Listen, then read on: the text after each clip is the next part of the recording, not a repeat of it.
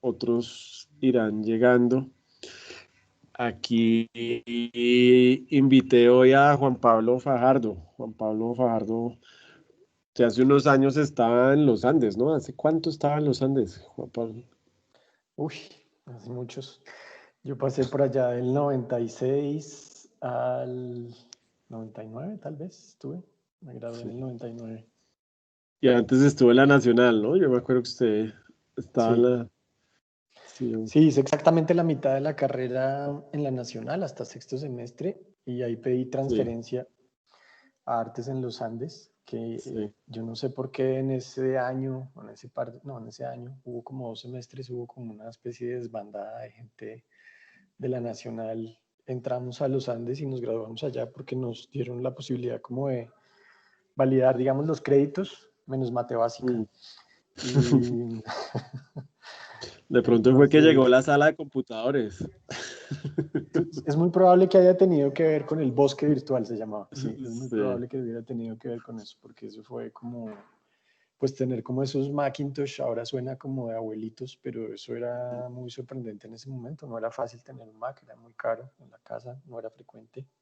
Mm. Y sí, pues eso fue hace 22 años, 23 años, pero suena como una historia de los abuelitos de uno.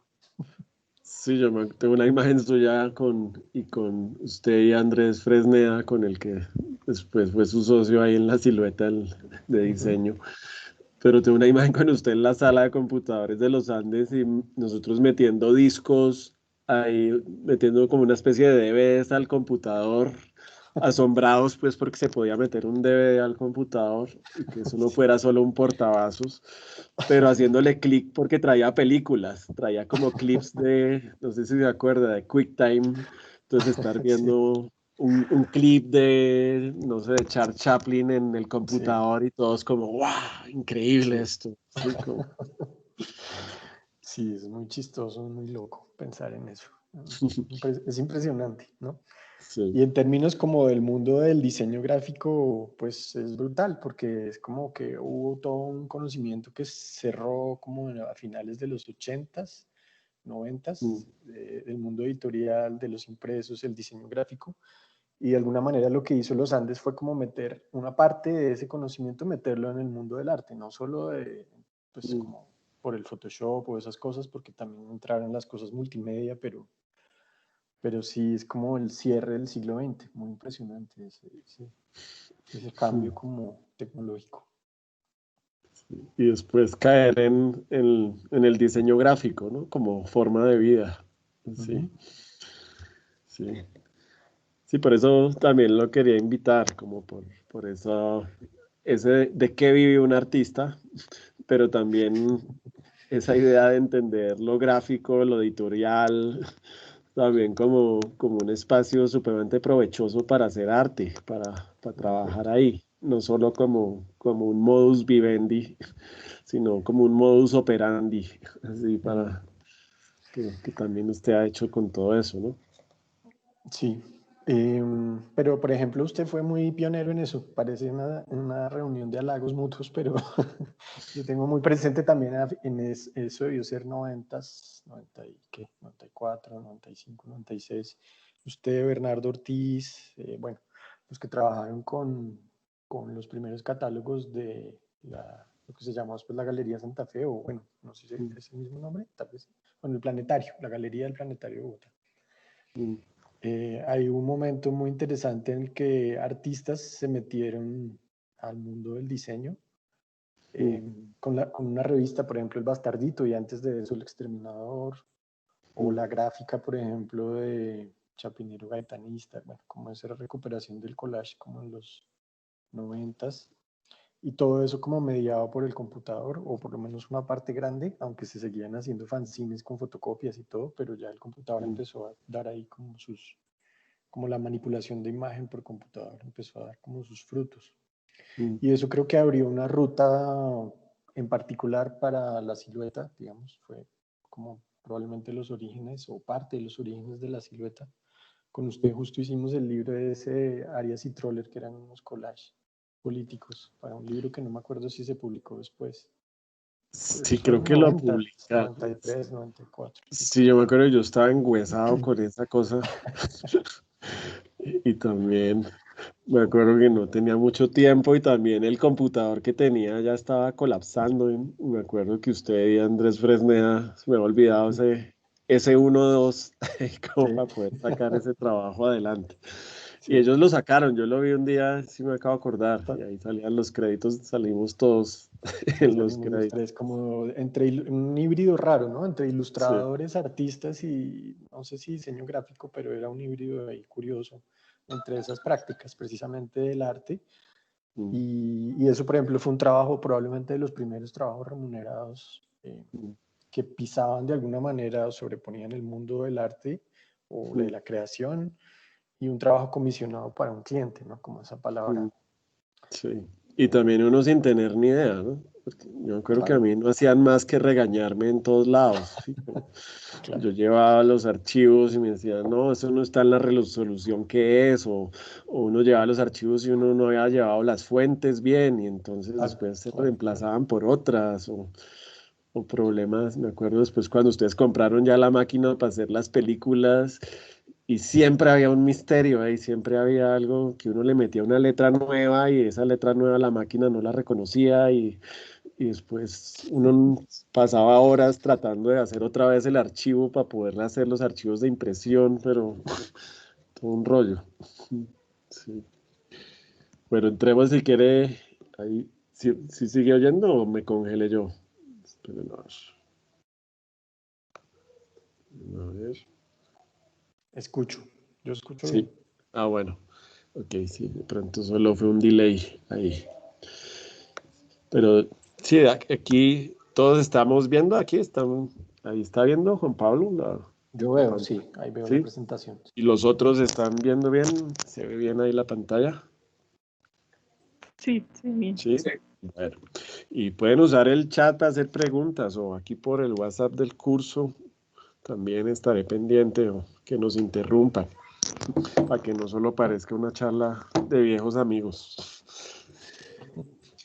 Bueno, quise invitar a Juan Pablo, es porque Juan Pablo, pues me acordé de este libro que compré precisamente hace un año y lo compré porque no podía evitar no comprarlo, porque es como, me pareció muy buena la iniciativa, pero también me pareció, tengo también junto con Juan Pablo como una cercanía por esos artistas que de pronto no son muy conocidos y que de pronto han circulado por los márgenes y que a veces parecen casi inventados. Pero cuando vi este artista, Oliano Chalarkab, yo dije, esto es increíble.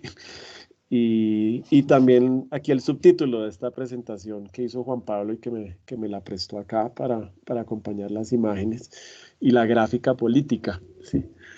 Entonces, pues quise invitar a Juan Pablo para hablar sobre esta persona y sobre la gráfica política. Entonces, esta es como una presentación que hizo Juan Pablo, no la va a poner otra vez a que la repita, pero miren lo bonito que está hecho el diseño, el rojo, el negro, la tipografía especial para Ulianov Chalarca.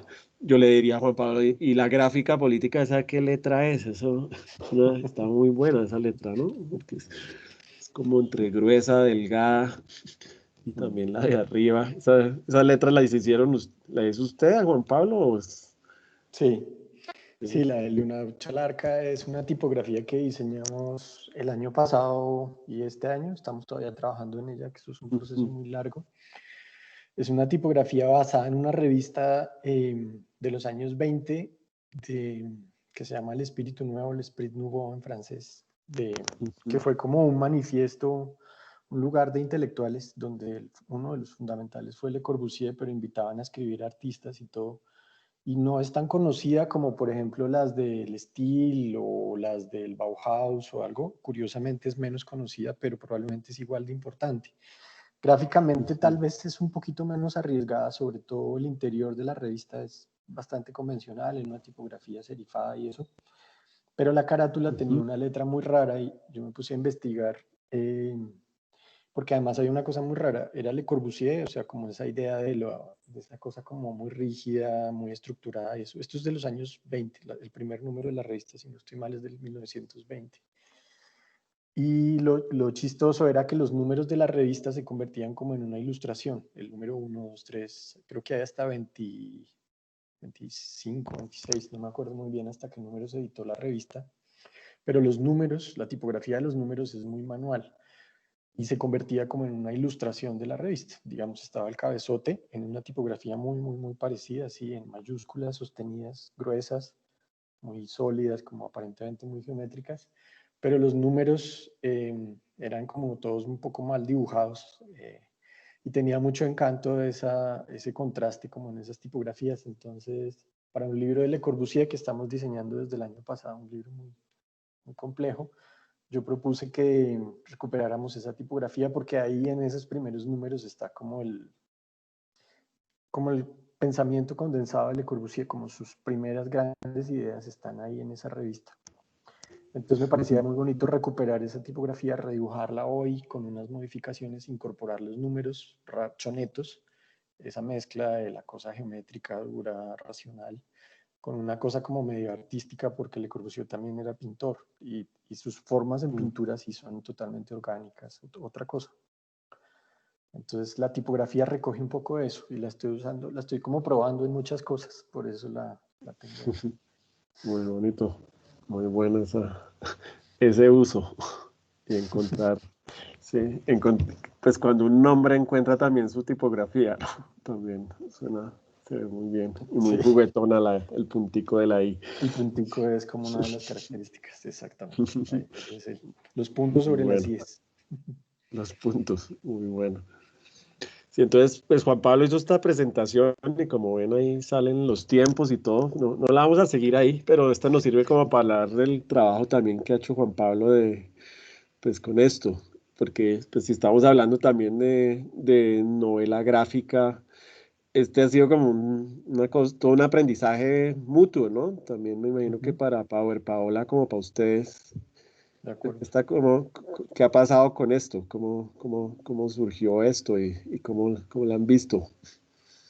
Pues sí, eso ha sido un camino recorrido ahí a seis manos, con Paola, con Andrés y yo, porque cuando nosotros arrancamos a editar pensamos sobre todo en libros de arte, fue como la primera idea, digamos, publicar artistas, como cuenta Lucas, poco conocidos o de quienes se conociera, por lo menos esa parte de la obra que estábamos interesados en hacer visible, fuera poco conocida. Puede que fuera un artista muy conocido, pero algo de su obra desconocido. Y con Paola, la idea original fue hacer un libro de dibujos de ella. La idea era, ella tiene como una doble personalidad un poco y todavía se debate mucho en eso, porque por un lado ella pinta y dibuja y quisiera de alguna manera ser más reconocida en el campo del arte, pero por el otro lado tiene una vida como ilustradora y como novelista gráfica. Y esa disyuntiva para ella siempre ha sido es difícil, como moverse en esos espacios. Hasta hace 2 años hicimos una exposición grande que nos invitaron a curar ahí en la tertulia donde dialogaban todo el tiempo esas dos creaciones, porque con mucha frecuencia es como si se movieran en dos espacios distintos, es una disyuntiva en su personalidad muy compleja. Entonces originalmente la invitamos a hacer un libro de dibujo, iba a ser un dibujo como de facsímiles, de dibujos a lápiz, muy sencillos. Y esa primera reunión con ella llevó, la manera poética de contarlo es que se le cayó un cuadernito en la reunión y alguno de los dos se agachó a recoger el cuadernito y cuando lo abrió, como, oye, se te cayó esto, pues ahí había las primeras páginas de Virus Tropicales, ese es el mito fundacional. Y dijimos, uy, ¿esto qué es? Está buenísimo. Entonces empezamos a leerlo. Virus Tropical en ese momento tenía muy poquitas páginas, unas 6 páginas, digamos, que eso puede ser interesante para los que tienen ganas de hacer novela gráfica, como todo el proceso que surgió esto, desde unas notas en un cuaderno, y es verdad. Y ahí hablamos nos interesó eso más y entre todos, entre los tres, decidimos que lo primero que íbamos a publicar de Paola, cambiamos de ruta, iba a ser Virus Tropical 1. En ese momento, como les cuento, tenía muy pocas páginas, llegamos a un acuerdo rápido bueno, vamos a publicarlo cuando tenga 24, no me acuerdo ahorita el número de páginas exacto. Y por eso está este que se ve ahí en la presentación a la izquierda en negro, porque el libro no estaba terminado. Entonces pensamos en publicarlo como por fascículos, de a pedacitos, no necesariamente ni con consistencia temporal, es decir, ni unas entregas programadas, ni en tiempo ni en número de páginas, sino a medida que la historia se fuera desarrollando. Entonces el libro originalmente se publicó en esas 3 entregas y todos fuimos aprendiendo sobre novela gráfica, sobre el diálogo, hasta qué tanto se debe meter un editor en eso o no, porque lo interesante era que el libro no estaba terminado, entonces había un espacio todavía de conversación grande. Igual Paola tenía una idea muy, muy, muy clara de lo que quería. Ella, como un poco mencioné al comienzo, es de esas pocas personas que realmente puede escribir muy bien, puede armar guiones, aunque a ella le ha ayudado mucho una expareja sobre la que hizo otra novela gráfica, pero él le ayudó muchísimo. Él es un gran, digamos, escritor, guionista de teatro, y con ellos trabajaron mucho juntos. Pero Paola es de esos raros talentos en que puede escribir muy bien, contar una buena historia y además dibujarla, que es bien difícil. Se puede, pero es difícil. Entonces, Y también, pues lo bueno de contar la historia propia, ¿no? También, claro, pues que a veces hay gente que dirá que no, que eso es un diario, que eso es muy narciso, pero también uno, porque sí, creo que tal vez lo mínimo de lo que uno sabe es lo propio, porque no contar la historia propia, sí. claro. Y eso también está muy bien contado, ¿no? Sí, Bueno, sí, totalmente cierto. Y esa beta del autobiográfico, pues es una de las grandes betas de la novela gráfica, ¿no? sí. Incluso a veces con matices y con la posibilidad de inventar cosas, pero siempre también los demonios y las pulsiones personales se salen ahí, ¿no? Siempre, Mm, en todas las creaciones. Pero claro, esto está muy, en teoría es la historia totalmente, bueno, probablemente los que están aquí, no sé que todos, si todos saben o no la historia de Virus Tropical, pero la historia pues es real, es su vida desde el momento de la concepción, en el momento en el que el papá de Paola, que es un sacerdote católico, tiene relaciones con una bruja que es una lectora de cartas del tarot. Ahí comienza la novela, conciben a Paola, y el libro se acaba cuando ella cumple 18 años, el Virus Tropical 3.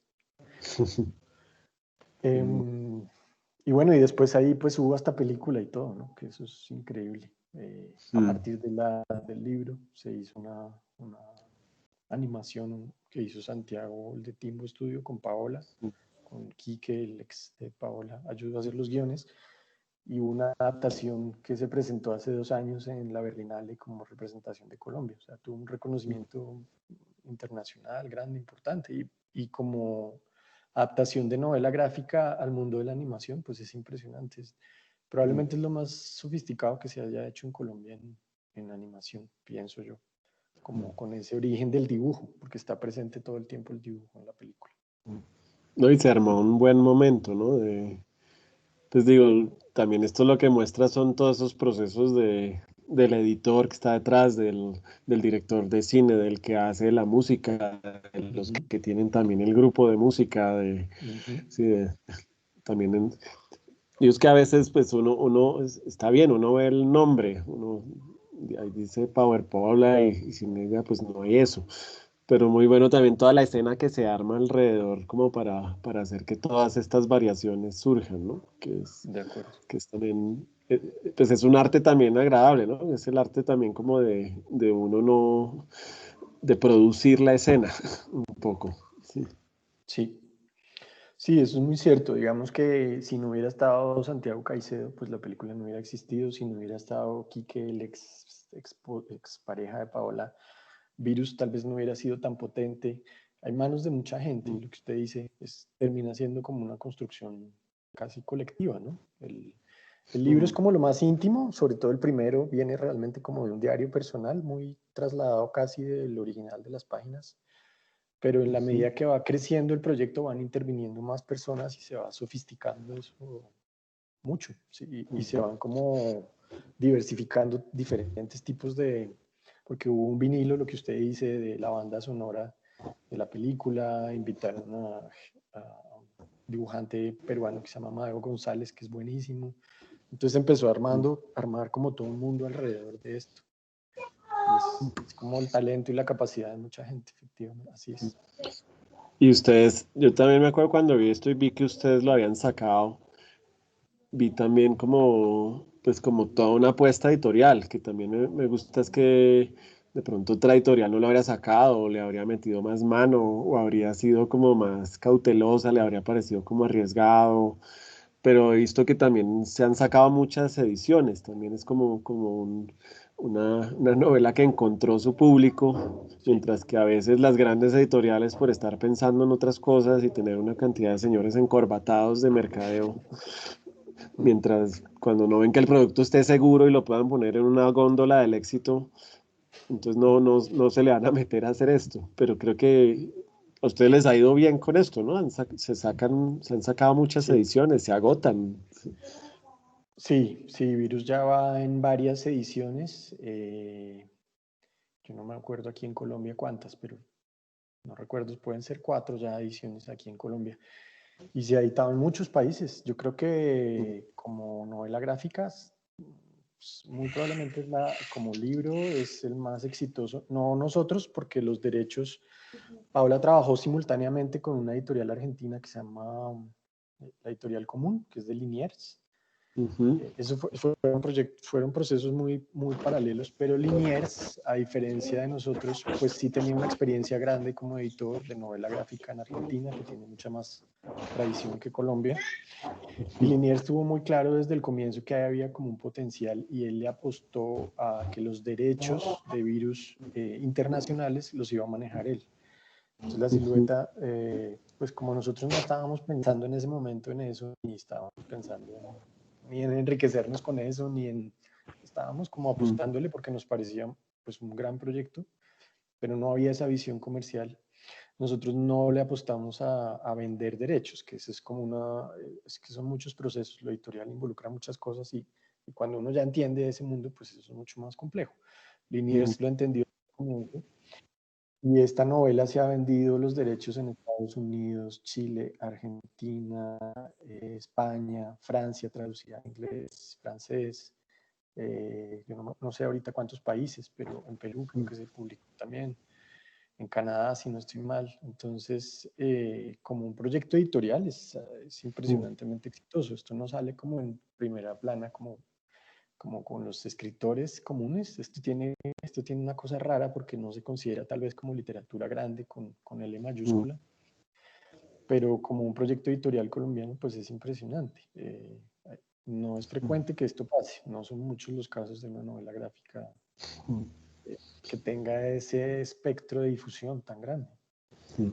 Y también ustedes hicieron unas apuestas, pues también con el diseño, ¿no? Hicieron esta cosa de usar un papel delgadito, de volverlo doble, de que fuera solo una tinta, sí, como, y que también es como una especie de revista también, ¿no? Sí, No es como el libro así grueso de lomo duro, sino también es como una revista más, que creo que es como el diseño es como tan juvenil como las mismas edades que representa un poco, algo así. sí, Y también es frágil, ¿sí? Digamos, aquí las sí. que tenemos en la casa pues se han arrugado, están así. Sí, el sol les da durísimo, por ejemplo, al papel de color. Sí, Eso produce un sí, efecto muy bonito y es que los lomos o la parte expuesta al sol se vuelve blanca, aunque el mm, papel de adentro sea de colores. Entonces produce unos degradés. sí, Entonces el libro es muy frágil. Está hecho en un papel, sí, casi que el papel más barato que se podía conseguir, pero como jugándole al mm, color o una tinta de color, la encuadernación, como sí, usted cuenta.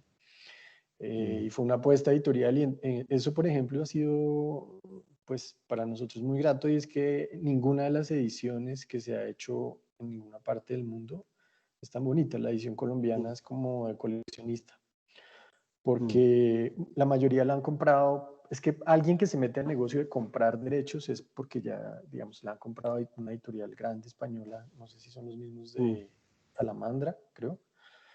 ujú, Em, Cuando alguien ya compra derechos es que ya está en el negocio editorial relativamente grande. Entonces, por ejemplo, las editoriales que han comprado los derechos internacionales digamos, no se han atrevido o tal vez no les resulta negocio, no sé. Nunca han mm, copiado eso, digamos. Eso es una cosa muy particular de la edición que se hizo acá en Colombia de los libros.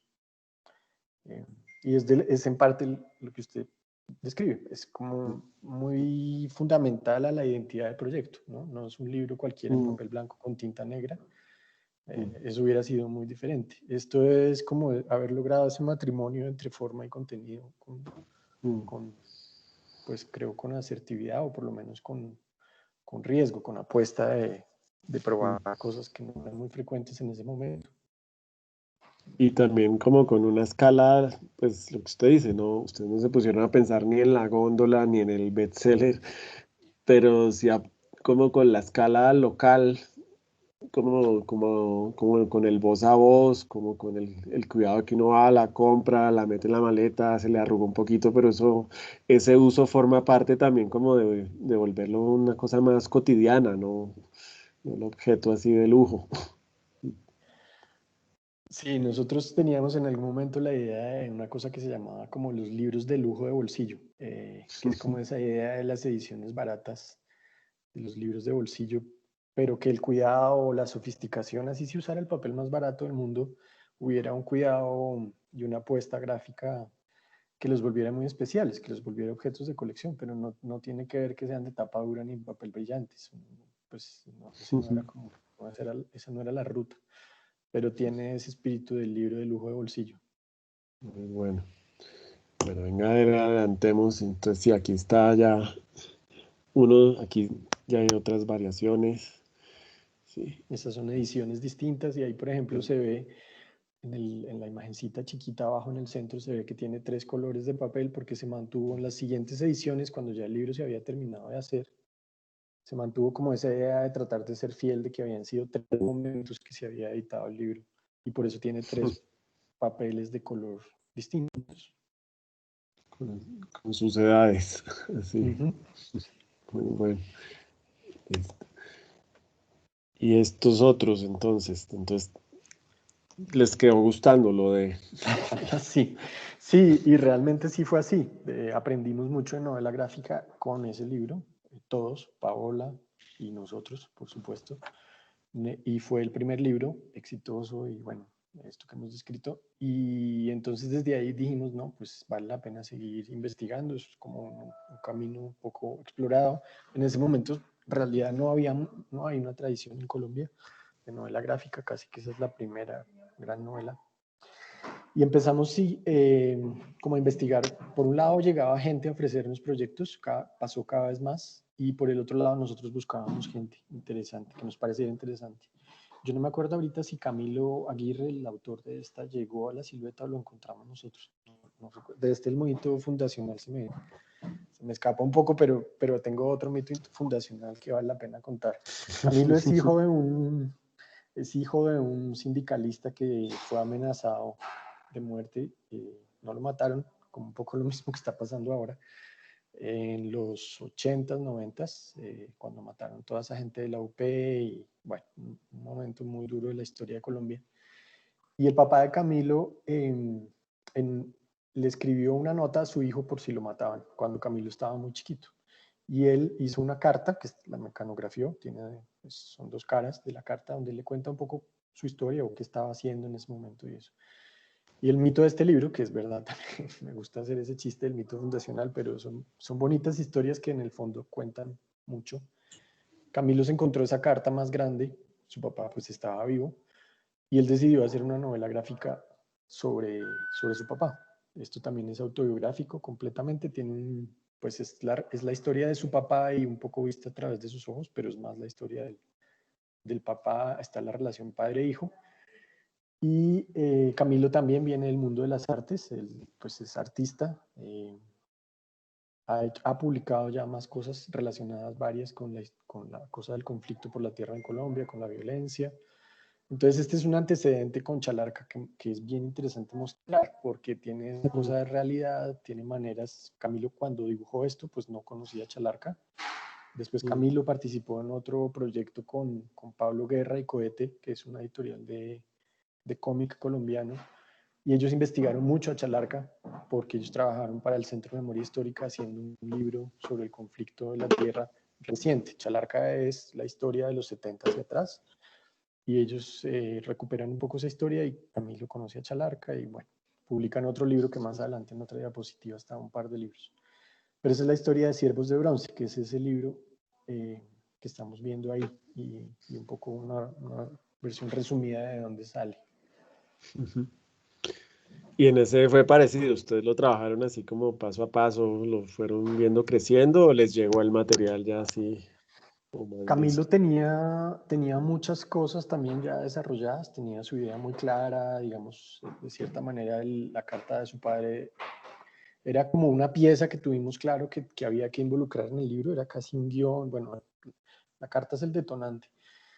Y con Camilo desarrollamos algunas piezas juntos, o como un proyecto, sí, como en términos editoriales, de que vale la pena mostrar que no. Pero Camilo tenía muy claro el proyecto, es decir, la intervención nuestra no fue pues muy grande.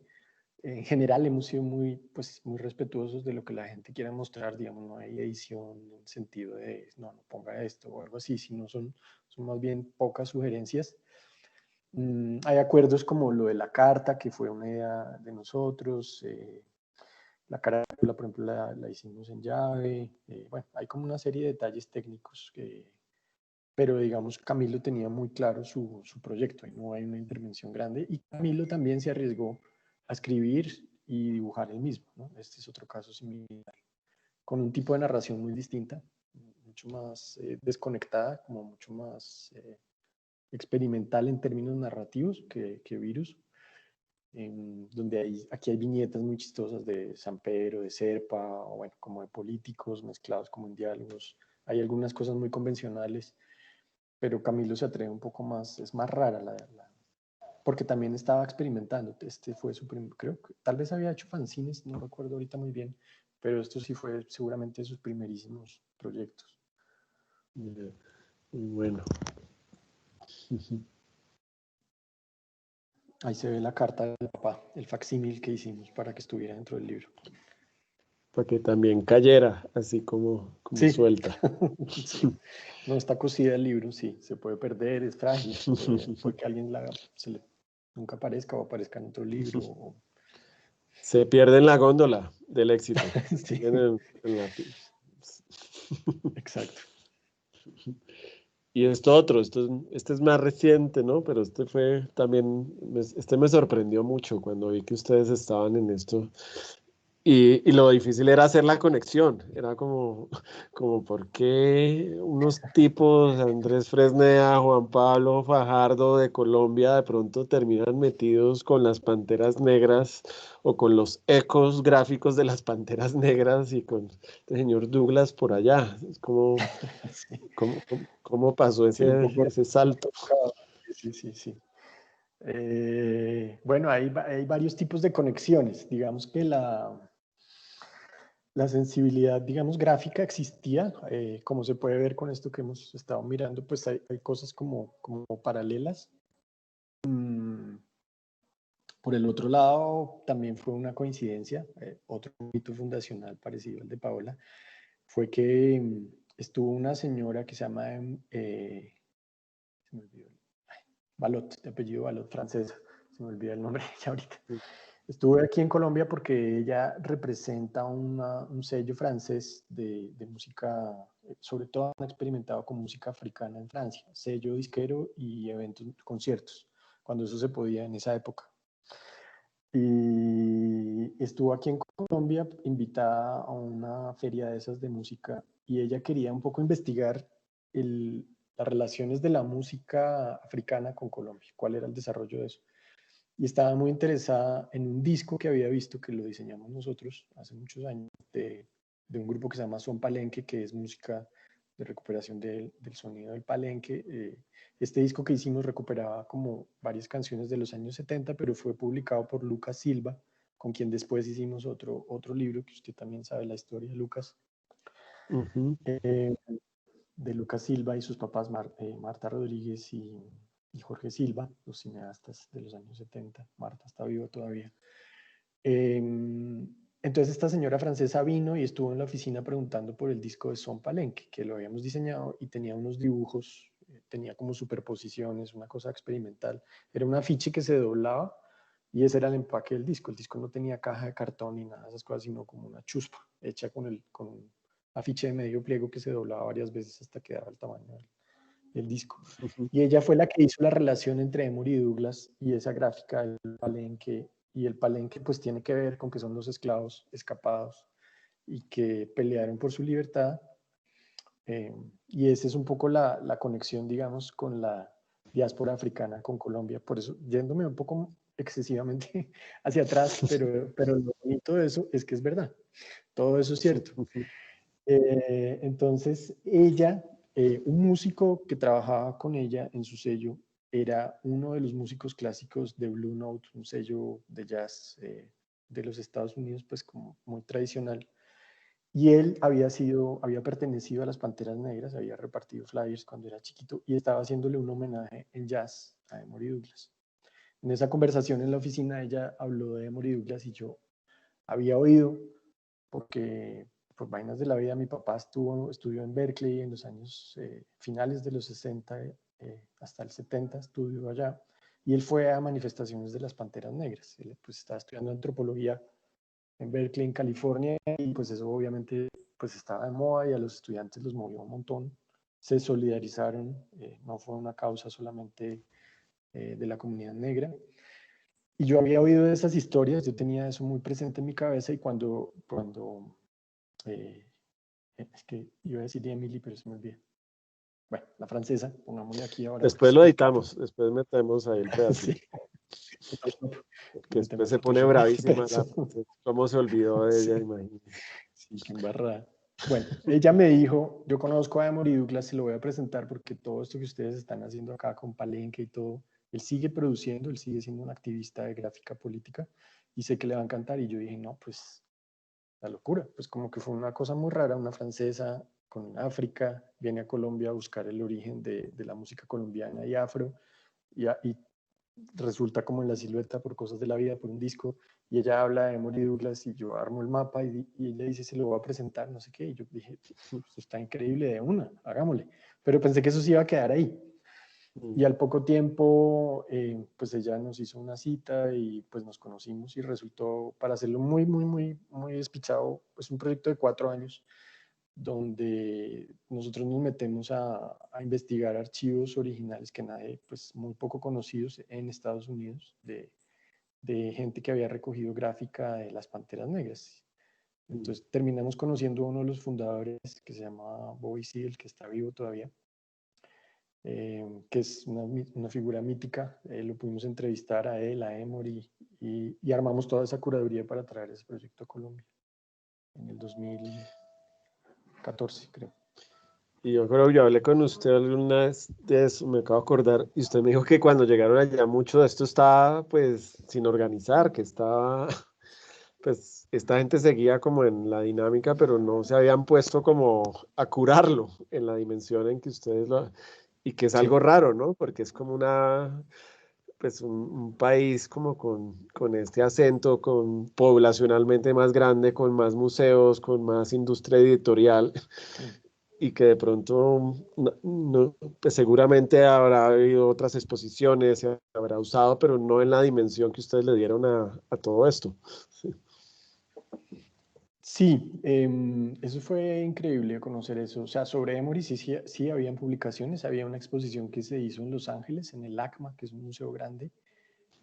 No fue una gran exposición, fue más bien una exposición pequeña, una sala, una exposición relativamente pequeña.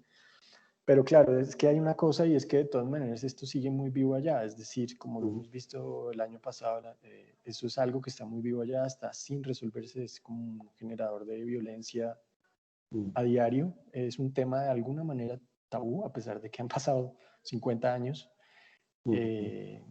No es tan fácil, es decir, dentro de la cosa liberal norteamericana y eso, y como no es tan fácil, esto no entra tan fácil en los museos, es decir, tampoco es que sea rechazado ni hay censura, no se podría decir eso, no sería cierto, pero no es tan fácil, ¿no? Digamos que esto es algo que todavía está muy vivo, es reciente, como hay una cosa tan fuerte como contra el gobierno, los presidentes en Estados Unidos, esto todavía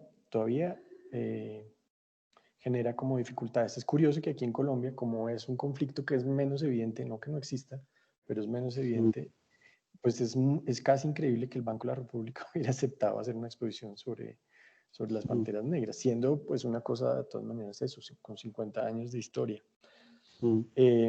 Pero sí hay algunos antecedentes allá, pues no se puede decir que fuimos los primeros, pero por ejemplo, sí fue la primera exposición grande en América Latina, se hizo acá en Colombia y en Brasil. Esta que curamos nosotros se llevó a Brasil y hace 1 año y medio, 2 años la llevamos a Holanda y en Holanda también, en Centro Europa. Había habido una exposición en Inglaterra, pero en Europa yo creo que fue también la primera exposición grande de Emory Douglas que se hizo en un museo, pues bueno, no un museo tan famoso, pero es un museo bueno en Holanda. Entonces sí, Esta pues es fue de como allá muy de chévere. Holanda, esta imagen. Sí, sí, Sí, sí, el contraste. es una Sí. locura. Es una locura porque en Holanda pasaron dos cosas increíbles que fueron suerte. Eso es un palacio del siglo XVII de una familia de ascendencia francesa, eh, pero holandeses, que hicieron su fortuna con las colonias y con el tráfico de esclavos. Entonces, eso fue una coincidencia, eso no se planeó, pero la instalación ahí de ese proyecto era muy potente, ¿sí? Por ese contraste precisamente. Es una cosa como entre barroco, rococó, de una familia muy adinerada que por una cosa coyuntural estuvo ese espacio, que era el Parlamento en La Haya, del gobierno holandés. 1 año se lo tomó un museo mientras lo remodelaban y fue pura coincidencia, pero lo chistoso, que es todavía más loco, es que las dos opciones, el museo estaba en ese momento, le habían entregado ese edificio, se pudo hacer la exposición ahí, y entonces ya solo ver esas fotos ahí es muy loco, muy, muy raro, en un palacio casi, aunque los holandeses son un poquito más bajo perfil, pero de todas maneras, pues es una cosa sofisticada, pues muy elaborada, de mucha riqueza. Y el museo en ese momento no sabíamos si se iba a alcanzar a hacer la exposición ahí. El otro edificio donde se iba a hacer, si no se alcanzaba a hacer acá, se lo estaban entregando al museo.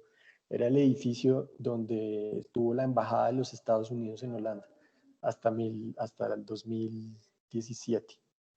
Entonces hubiera sido loquísimo hacer una exposición de las Panteras Negras en el edificio oficial de la embajada de Estados Unidos en Holanda. Hubiera sido una locura, que fue un edificio hecho por Marcel Breuer como en los 70s. Pero como la exposición se acabó y el conversatorio con Emory Douglas y otras personas de las Panteras Negras fue unos meses después, todo el conversatorio se llevó a cabo en el ex edificio de la embajada, que fue también una cosa muy loca porque eso jamás lo hubieran aprobado, ¿no? Digamos, en términos iniciales fue reocupar esos espacios con este proyecto. Y también, pues es lo raro, porque esta es pura época pre-internet, ¿no? Entonces, el volante es importantísimo, ¿sí? Es una pieza memética, para hablar en términos de memes ahora, para Sí. repartir, pero también es la voz de un movimiento, es también la cosa secreta, es también tener esos volantes también puede ser incriminador, ¿sí? Producirlos también puede serlo.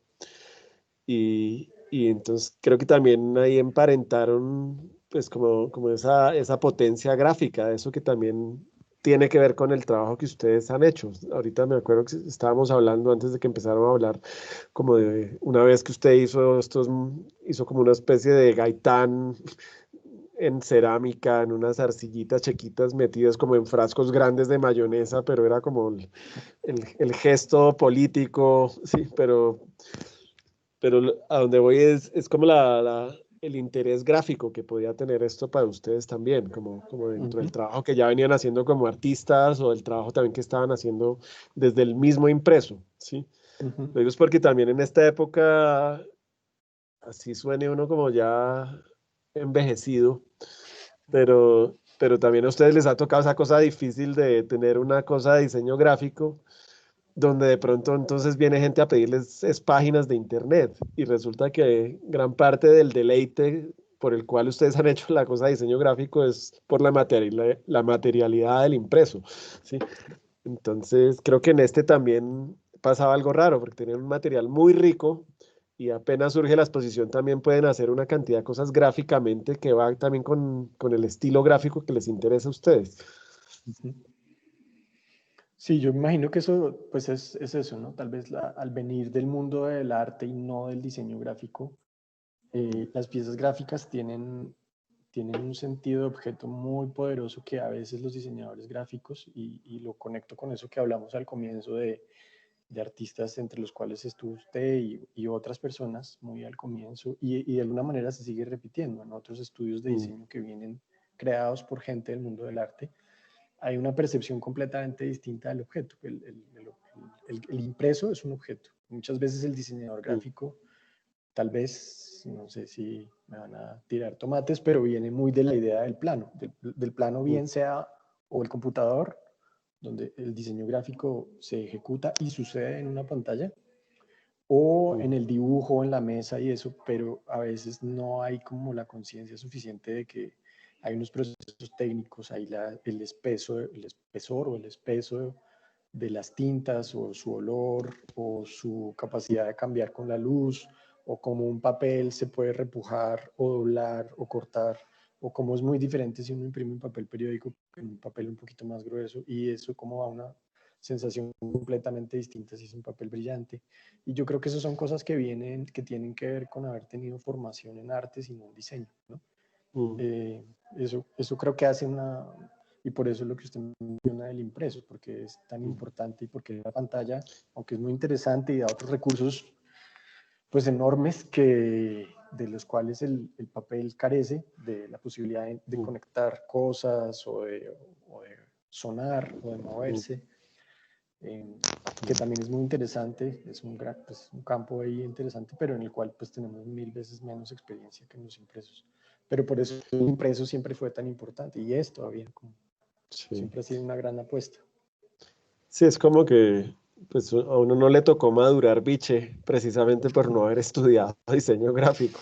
Entonces se permite a veces uno unas cosas que, pues, que están muy mal vistas, que en términos de durabilidad son fatales, pero que de pronto producen unas cosas, unos objetos extraños, ¿sí? Que de pronto a nivel masivo no funcionarán, pero a nivel menor sí funcionan.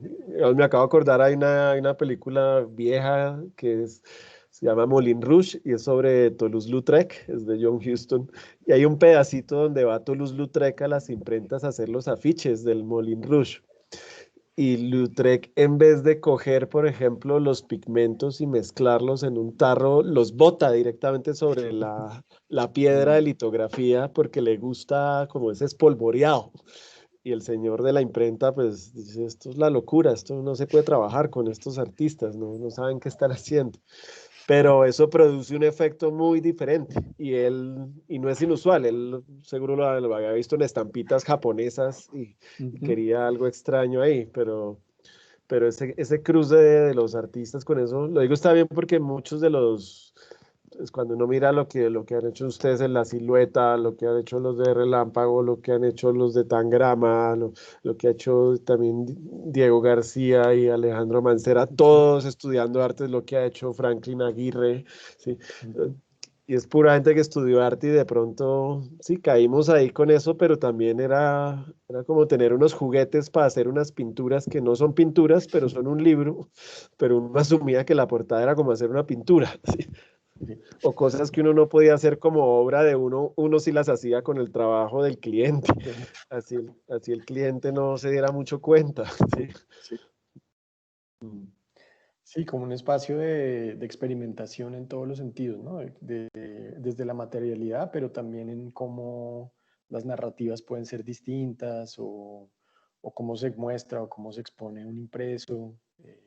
Por ejemplo, hay una cosa interesante en esa foto que es como la propuesta de museografía de esa exposición tenía como de divertido juguetón como no se podía intervenir ese edificio porque es patrimonio. Entonces los apoyos gráficos hubo que inventarse otra manera de afectar el espacio, ¿no? Que es de nuevo pensar en diseño gráfico, pero en términos espaciales, de cómo montar una exposición en una sala de una manera diferente y no convencional. Entonces pues ahí se usó pues como el recurso de las pancartas, que pues es un poco literal, pero funcionaba muy bien. A esas escalas era muy raro, porque era como si una manifestación hubiera pasado por ahí y hubieran dejado ahí botados las Sí, vallas. están esperando una turba que se los lleve. Están descansando antes o después de la manifestación. Exacto. Está muy bueno. Sí. Bueno, vamos a, pues aquí ya vamos cayendo como en este otro invitado sobre el cual vamos a hacer énfasis hoy.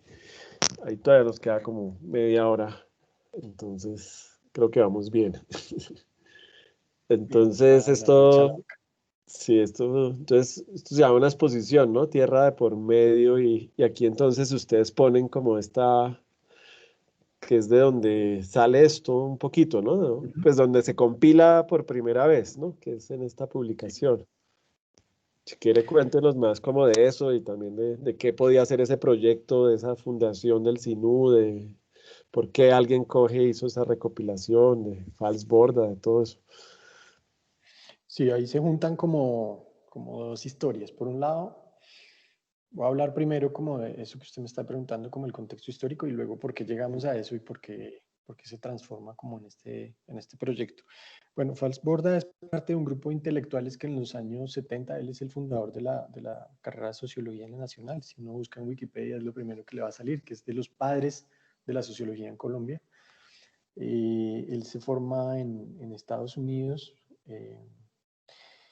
Y digamos que como uno de sus grandes aportes, yo no soy pues científico social, por supuesto, pero es como una cosa que se llama la IAP, que es la investigación acción participativa, y es que los intelectuales, él asume eso en particular y por eso termina ya en la costa.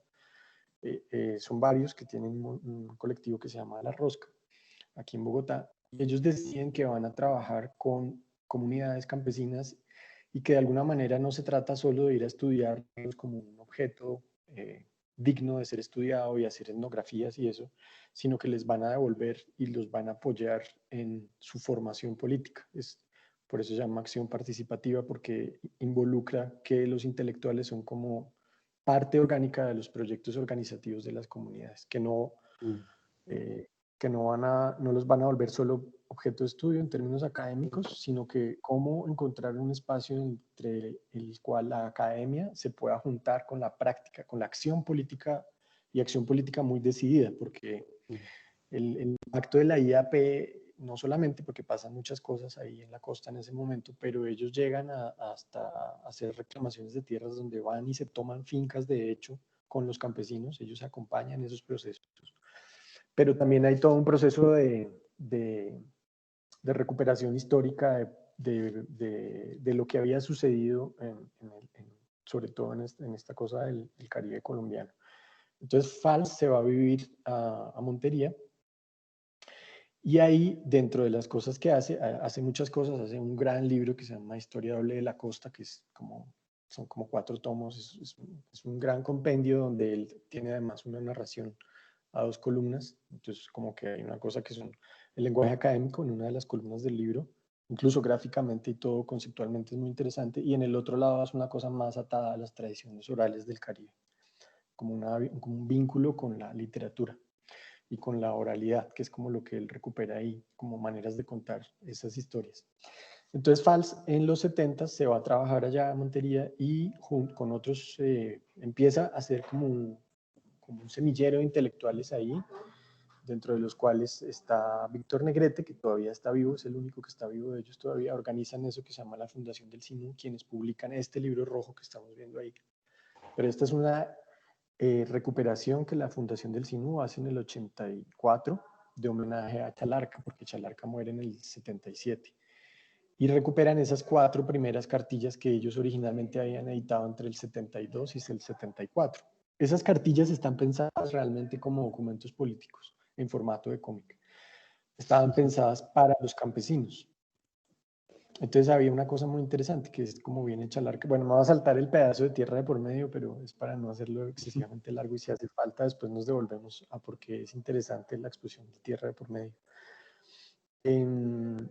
Entonces estas cartillas fueron producidas con los campesinos, de nuevo no como objeto de estudio, sino que ellos participaron activamente. Entonces por un lado llega Fals, otros intelectuales, incluso Sánchez Juliá o bueno, otra gente que viene del mundo de la literatura, del teatro. Es un colectivo muy poderoso. De alguna manera lo que estábamos hablando ahora de virus, de cómo se conectan en alguna época como unas movidas culturales, porque ahí viene gente de muchos saberes y arman eso entre todos. Es puro trabajo colectivo. O sea, esto aparece de nuevo como Paola, aparece Chalarca como el gran autor, y sin él eso no hubiera sido posible, pero eso es trabajo de mucha gente. Digamos, FALS es como el núcleo intelectual de eso, pero alrededor de eso está el trabajo con las comunidades. Pues también se siente leído, que es también lo que pasa, ¿no? Que es cuando usted trabaja en el vacío, pues usted puede hacer mucho, pero no se siente leído. Sí, aquí, digamos, vimos esta película de Henry Darger, ese Que dibujante, hace pues, unos sí, dibujos es que que, encontraron su obra ya muerto, ¿no? exacto, pero que en vida nunca tuvo un lector.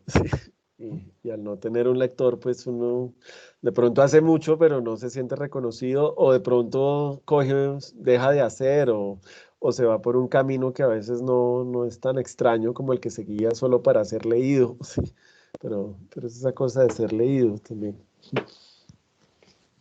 Sí, por ejemplo, estas cartillas se dibujaban con gente alrededor opinando, que eso es muy loco.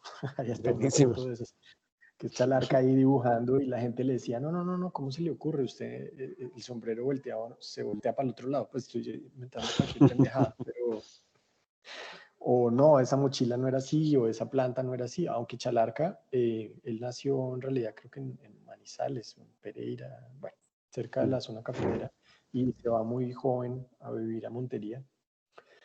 Pero todo esto es construcción colectiva, los diálogos, los dibujos, los modelos, son personas que estaban ahí, entonces le decían, coge el machete para ver usted cómo lo coge, y él lo dibujaba.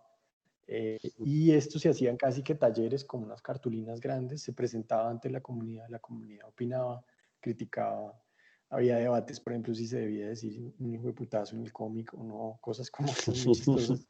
Hasta qué punto entra el lenguaje oral y cómo eso es una cosa histórica, pero seria, porque es muy serio, está condensado, es impresionante, es un nivel de condensación impresionante de la historia de siglos en 16 o 18 páginas. Tiene una capacidad de síntesis visual y en términos de texto, a pesar de que es un lenguaje muy simple. Por eso, porque está filtrado, comunicado, dialogado. Es realmente un proyecto Pero también colectivo. porque responde, es que está buenísimo lo que usted dice de dibujarlo ahí mismo, ¿no? Porque también está respondiendo a la oralidad, que siempre pensamos que la literatura es un libro, incluso podríamos pensar que la literatura es un cómic, pero también en estos lugares donde hay tanta precariedad, donde no hay imprenta, donde no hay biblioteca, donde no hay escuela, donde no hay con qué comprar un libro, pues la literatura es la oralidad, ¿no? Pero también es una literatura muy frágil, ¿sí? Porque, Claro. sí, entonces es muy Cada bueno vez como que el se cuenta método. cambia. Sí, Cada vez exacto. que una cosa se cuenta, hay millones de versiones, cada vez es distinta. Y esto como que lo congela un poco ahí, es como una foto, un documental de algo, pero es la suma de muchos tiempos a la vez, ¿no? Por la manera en la que se hacía esto. Está hablando de historias de siglos atrás, entonces le consultaban al más viejito de un asentamiento a ver si él se acordaba cómo eran las personas o quiénes habían estado, pero por el otro lado está el discurso como intelectual de un gran historiador, pues que tenía como el marco teórico alrededor. Eh, y eso también es muy bonito en estas novelas gráficas o en estos cómics, y es que las personas de la comunidad o históricos, o es decir, gente que había vivido ahí ya se murió, o personas que todavía pertenecían a la comunidad, sí aparecen ahí en esas novelas gráficas, siguen siendo narradores, se usan como un recurso muy frecuente que alguien cuenta, el narrador del cómic puede ser un miembro de la comunidad que todavía estaba en ese momento. Incluso hay una foto muy bonita de un señor que le dicen el Mello, de camisa de rayas, que aparece Chalarca dibujándolo y después uno lo ve en los cómics, pero tal cual, dibujado la misma persona. Esa cosa es muy bonita de lograr meter ahí a las personas. Y yo creo que eso en parte fue lo que hizo tan poderosos estos cómics, ¿no? Sí, es todo un hallazgo. Y en esta imagen, entonces, haciendo el eco con el de las panteras negras, ¿sí? Sí, sí, me gustó mucho hacer esa conexión, hasta cierto punto rebuscada, ahorita la vamos a ver porque está chistosa. Ellos dos, como personajes muy hijos de su época, Pero esa cosa como del artista político comprometido. Y claro, en esa época en particular, finales de los 60, comienzos de los 70, pues eso era mucho más frecuente. Ahora lo vemos como dentro de ese arte, uno diría, ay no, pues el artista comprometido. Pero en ese momento esa era como la opción, o probablemente una de las opciones más realista. Entonces ese paralelo entre estas dos figuras me gusta mucho porque ambos usan ese recurso de traer personas reales de la comunidad a su creación, sin que sea como un realismo socialista, pero sí hay algo de eso. Por eso está esta imagen con ellos dos, la de la es una líder campesina de María, que se llama Felicita Campos, a quien se rinde homenaje con ese cómic. Y la de la izquierda es una mujer negra de los guetos, con su comida y con su ropa y con todo. Y cómo, es que ahorita es un poco obvio, pero cómo esos personajes entran como a las grandes historias siendo gente del común, ¿no? Es un gran No, y tema. también que las imágenes que circulan son, pues son limitadas, ¿no? En estas épocas circula una imagen religiosa, la imagen de un equipo de fútbol, la imagen de cerveza Águila, sí, pero no más, sí, como... Entonces, que alguien se atreva a darle, a hacer un impreso, el impreso asusta también porque ¿a dónde ir a parar? Sí, no, ya no lo podemos detener, hay que quemarlo, hay que buscar dónde está la imprenta, cómo no, es no permitir que hayan otras. Lo que pasa es que como todo se ha acelerado tanto, ya pues tenemos el meme ahí al clic y podemos poner a viralizar las cosas, así no dependan de uno que sean virales, pero hay que pensar que no, en estos momentos no son muchas las imágenes que pueden circular, y menos en un impreso que es costoso para muchas personas, ¿no? Así es, así es. Como que hay algo casi que revolucionario, simplemente en retratar a Sí, una persona de esas y ponerla a circular. sí, exacto. Y es un poco como la misma comparación entre los personajes históricos de las Panteras Negras, de las comunidades de California, la costa oeste a finales de los 60, y la recuperación de los personajes históricos colombianos, de los campesinos, y esa validación, ¿no? Como de su ropa, de cómo se visten, de las herramientas y las herramientas de trabajo convertidas en armas, que es eso lo otro que es muy interesante. Y de nombrar, ¿no? Digamos, uno ahí ve el machete por fuera, entonces es la herramienta de trabajo, pero también es de defensa, pero también el pantalón roto, el filo. Imagino que la cosa que está cargando es para tomar algo, ¿no? Sí, es para agua, son unos calabazos para el agua. Sí, exacto. Entonces, no, eso muestra que no hay acueducto, eso muestra que si se va a trabajar de cortero, el dueño del sitio no está dando nada de tomar, es para ahorrarse gastos. Sí, sí, entonces tiene muy bueno. Exacto. Y entonces aquí llegamos a este señor, que ya... Sí, que es casi una caricatura, o podría ser como una caricatura vista desde hoy, pero es muy interesante que esas dos fotos son casi de la misma época. Lo de Emory Douglas es finales de los 60, debe ser 67 por ahí, 68, que es el que sale ahí con su boina en su mesa de dibujo. Ahí se ve muy claro, no me acuerdo si lo que tiene en la mano es un lápiz o un bisturí, porque ahí se preparaban en esas mesas de luz, se preparaban con pegante que está en el primer plano, cómo se construía eso de manera muy manual. Y esa foto de Chalarca puede ser del año 72, es decir, casi 4 años de diferencia alrededor de eso. Toda la imaginería como la revolución cubana pues está muy presente, en Chalarca sobre todo, y está haciendo lo mismo, viendo mapas, haciendo sus bocetos. Luego más adelante vemos otra diapositiva donde está como la gente de él mirando lo que él dibuja y criticándolo y conversando.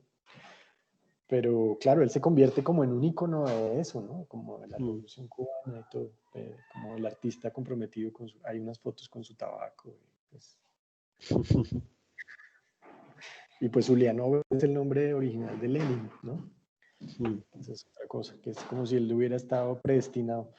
Estas imágenes son muy locas porque son unos dibujos que puso el sobrino de él en Facebook, de cuadernos de Chalarca cuando era niño. Como de los años si no estoy mal, finales de los 50 tal vez. Son unos cuadernos que él recuperó.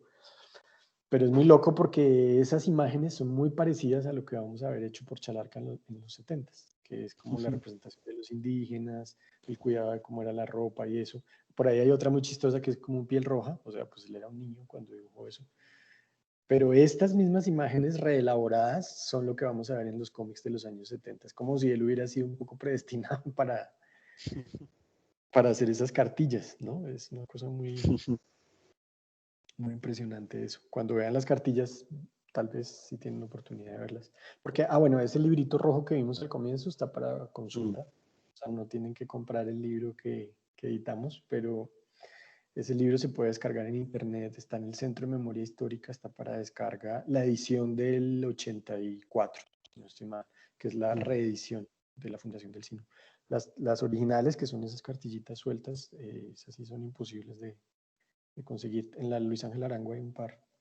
Y en la exposición que curó Cristo Hoyos en el 2018 están también. Se mostraron por primera vez en el entorno del arte, que eso es muy interesante, eso que hizo Cristo Hoyos. Esa imagen me gusta porque ahí está un poco lo que les decía hace un momento de ver las personas reales. Esa foto, el de la izquierda es Fals Borda y el de la derecha es uno de los campesinos de Lanuco. Y luego él sale como un personaje en Lo Más Grande, que es una de las novelas. Es uno de los narradores de la novela, ¿no? Sirve como, es un recurso narrativo incorporar a esta gente.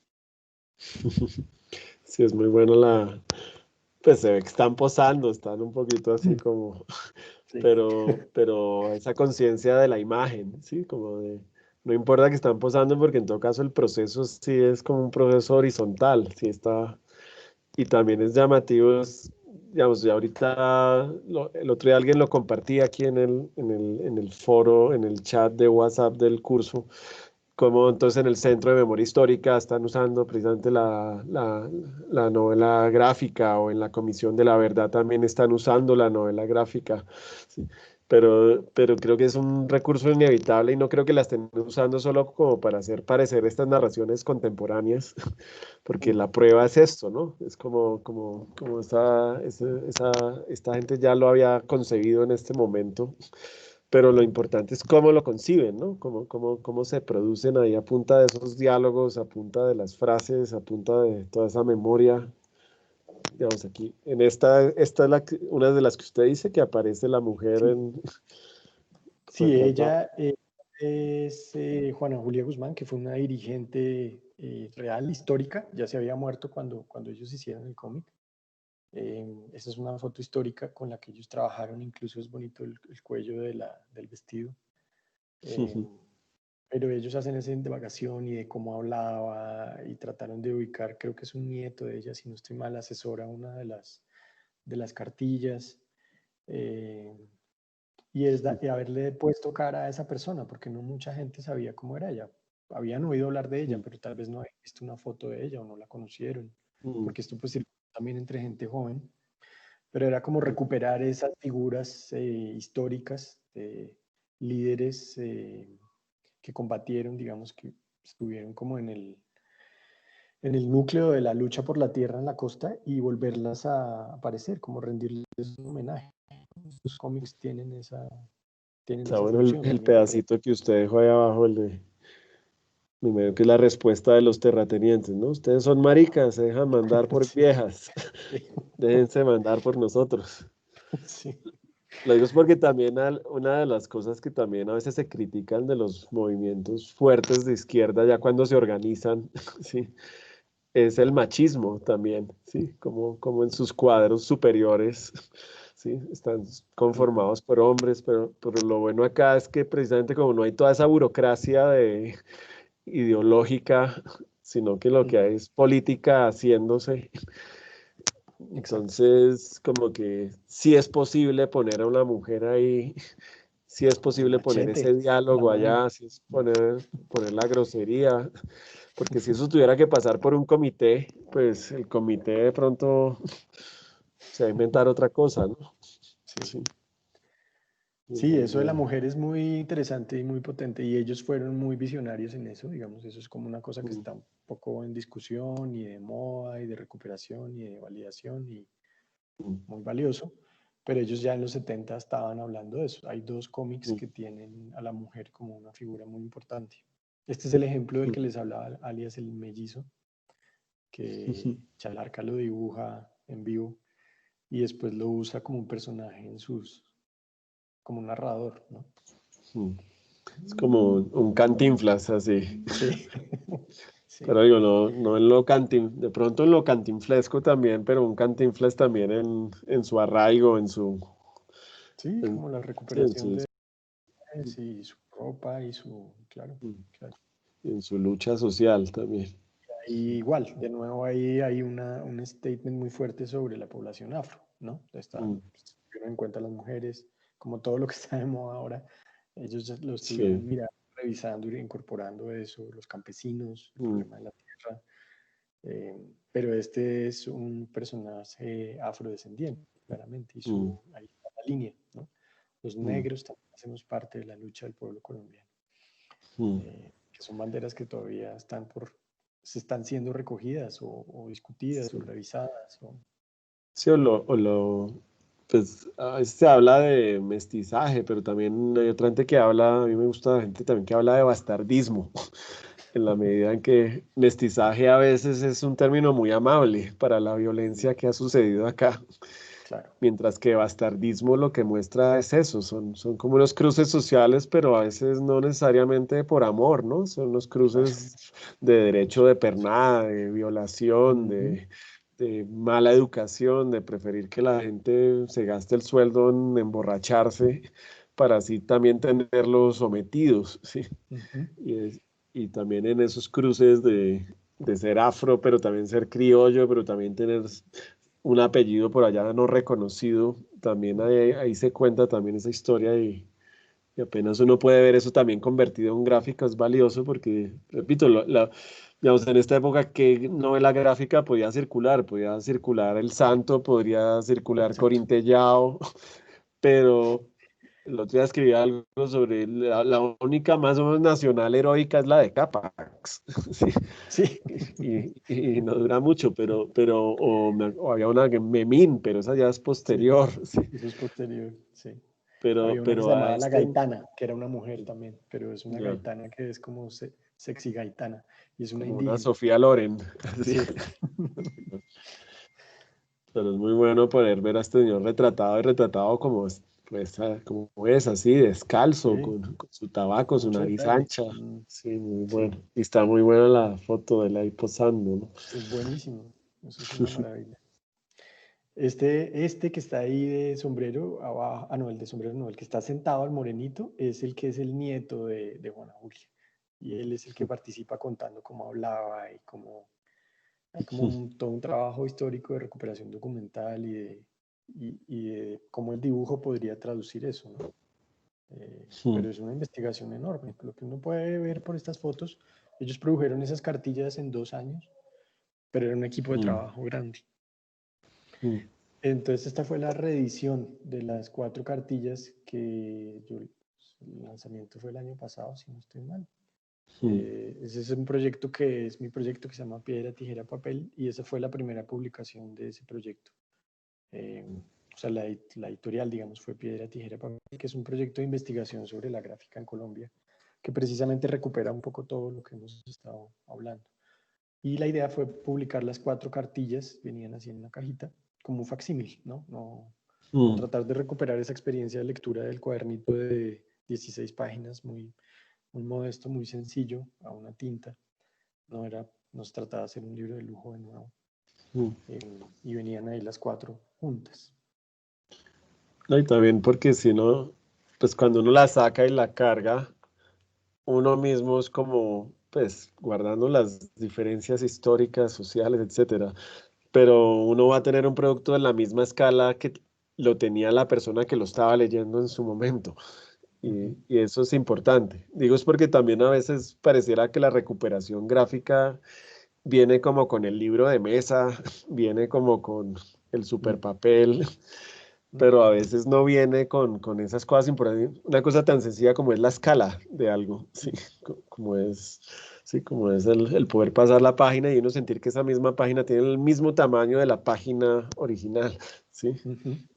Que eso es importante. Sí, el facsímil, esa es un poco esa idea del facsímil. Sí. Ahí en la edición había un librito, un quinto librito aparte de las 4 cartillas, que tenía algunas notas sobre la vida de Chalarca, que también Cristo Hoyos, el artista, hizo esa investigación, exposición en Montería, en llave entre el Centro Cultural del Banco de la República y el MUSAC.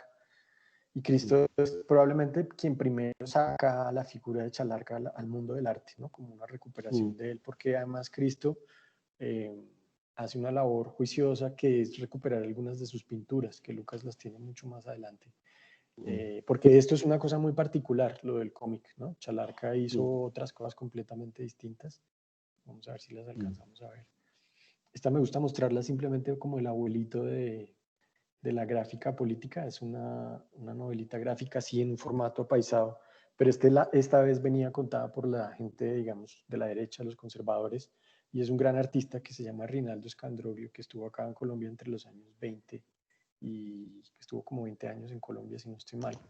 Y él fue el que ilustró esto, pero es como contando el 9 de abril como si fuera una cosa horrible y las masas enardecidas destruyeron todo y el tranvía y cómo fue una conspiración comunista y todo, ¿no? Es como otra cara de la moneda contada a través también del recurso de la novela gráfica. Sí, hay que decirle al centro editorial del Centro Democrático, seguro les va a interesar mucho Lo podemos reeditar en tapa reeditarla dura. ahorita En para el tapa dura. 2022, que la Sí, reedite para el 2022, así, el libro de sí, sí, mesa. esa es una buena idea. Nadie sabe para quién trabaja. En policromía. Y Policromía, estos son papel ya sulfito. como artistas, pero si quiere, digamos, este que faltó, ¿qué es? Como otras... Sí, ahí hay otra cartilla que hizo también Chalarca, que es muy loca y desafortunadamente yo cuando hice la edición de las 4 cartillas, porque nos brincamos un pedacito de una exposición que fue la que trajo de nuevo a Chalarca, donde yo lo traje un poco como artista invitado, y no tuve como la visión en ese momento y me quedé como con el pesar de no haber publicado esta cartilla, un facsímil que fue hecho un poco como a la luz de la teología de la liberación y cómo reinterpretar la figura del cristianismo como una cosa profundamente revolucionaria. Entonces es chistosísimo ver a Cristo ahí al lado de el mismo cosito de tomar que vimos del campesino, el mismo Sí. calabacito de tomar está ahí y los campesinos de la costa con su sombrero volteado a las palmeras y Cristo les está explicando cómo el discurso cristiano es muy revolucionario. Esa es una quinta cartilla, claro, no tiene la cosa histórica de Fals Borda ni tiene que ver con la historia de la lucha por la tierra, por eso tal vez como que no cabía ahí, dudé mucho, pero esa cartilla es genial, esa, digamos, ¿No? Y también eso, pues los movimientos religiosos sí que han sido unos movimientos que han usado la novela gráfica y la fotonovela. Cuando uno se mete a esas tiendas cristianas, no sé si ha visto que siempre hay un anaquel lleno de pequeñas novelitas gráficas, así como sí, de por qué hay que casarse, no consumir drogas, de por qué hay que casarse antes de tener sexo, de la autoridad del marido, sí, en novelita gráfica. Y pues también cuando uno va a la novela, pues eso digo es que la literatura o la novela gráfica está antes del libro. Cuando uno se mete a una iglesia, pues qué otra cosa no es una iglesia que una novela gráfica caminable. Sí, es como... Sí, funciona con el mismo método. Sí, la pintura religiosa es profundamente conceptual, ¿no? Está llena de cosas, Sí, o sea, estuvieron muchísimo antes de la representación de la y realidad. le meten texto, Artistas, imagen, todo. símbolos, es muy compleja. Requiere de toda una lectura y hay tantas capas. No es una escena, no Mm, es un paisaje, es muchísimo más mm. complejo, claro. Pero buenísimo esto que usted dice de ver al Cristo, pero ubicado en este lugar, que también eso fue algo que no se hizo mucho en estas latitudes, ¿no? Siempre la pintura religiosa en todo caso era representada pues uno nunca vio un Cristo en el Amazonas, ¿sí? Mientras que sí uno ve en pintura europea religiosa, sí ponen al Cristo por allá como en unos paisajes muy, muy europeos. Sí. Sí, Sí. Eso es muy potente de esta novelita. Esta no es una Sí, novelita muy gráfica, bueno. es una cartillita, pero es buenísima. Entonces ahí está Cristo con los trabajadores y los campesinos, era el revolucionario, Sí. así, Y el líder también, social. y también académicamente, pues muchas de estas personas entraron a la universidad porque se vieron expulsados o no encontraron espacio en la iglesia, pero su primera opción a veces era lo teológico, era la iglesia, ¿no? Y el caso, pues, extremo ya es Camilo Torres, pero uno ve que sí es muy buena esa unión sí, de lo religioso entendido así, como este Cristo comunista, obrero, sí, furioso, pero también generoso, amable. Muy bueno. Esa imagen es increíble. Sí, está muy Bueno, bien. eso será para la edición de cuando Mm. saque las cartas la próxima vez. Esta sí va a estar ahí. Sí. No, y además es raro porque uno sí ve que eso, pues esto sí era muy revolucionario, hacer una imagen de Cristo así. En ese momento, este país todos los años firmaba el concordato con el Vaticano para consagrar este país al Divino Niño Claro, y esto era profanar lo improfanable, ¿sí? Poner a un Cristo hablando así era como claro, claro. muy bueno. Y esta es más como de otra, ¿no? Otra. Esta es otra que se llama Tinajones, pero de Tinajones hay dos, una versión en librito corto y después a partir del librito que lo produjeron ellos, que tenía, era la imagen que vimos antes, hicieron la versión cómica. Pero esta es la carátula del que es librito de texto, pero es un libro muy corto, como unas 70, 80 páginas de texto sobre la historia Está de muy ese pueblo. bonito como está dibujado, ¿ah? Está Sí, increíble. Está dibujado. Chalarca es un gran dibujante, pero es un gran dibujante. Uno Sí, a veces no dimensiona eso como todo lo que hay ahí, ¿no? De capacidad de dibujo, la mezcla del trazo muy potente, sí, ¿qué mancha, tal la letra primero inclinada hacia la derecha y después inclinada hacia la izquierda cuando va a hablar ella? sí, Muy exacto. bueno. Y también se ve que entiende muy bien que esto es para ser reproducido, ¿no? De ahí los bordes repujados negros para que resalten más. Sí, muy bonito. Sí. Y los animales son muy interesantes, son como un personaje muy importante, siempre está lleno de perritos por todos lados. Sí, Entonces, perritos bravos cuando están con la policía o son unos perritos pobres, huesudos cuando están como con los campesinos. Hay una cosa muy sí, potente entre el burro y el caballo. El burro es como un símbolo de los campesinos pobres, el caballo generalmente. No es exclusivo así, pues, pero con mucha frecuencia el caballo es un representante como de los terratenientes o los policías o el ejército. Y mm, los burros es como una imagen asociada a los mm, campesinos. mm. Y también, pues, ustedes lo dicen mucho, ¿no? Dicen que pues, uno de los grandes valores de 100 años de soledad es mantener la memoria sobre la masacre de las bananeras. Y si bien eso es un hecho anterior, pero uno sí ve la importancia de esto, ¿no? De poder nombrar nombres, de poder poner qué era lo que decía la policía cuando iba a hacer esto, ¿sí?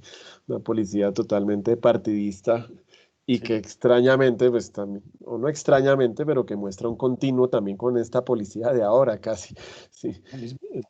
Sí, entonces, sí está, sí, o ponerles, Sí, por o el ejemplo, mayor Alberto González, sí, ese ¿quién se va a acordar de ese señor?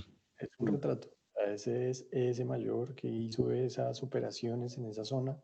Ahí Mm, quedó explicitado, pues, quién era, ¿no? Es una sí, persona con nombre y apellido. sí.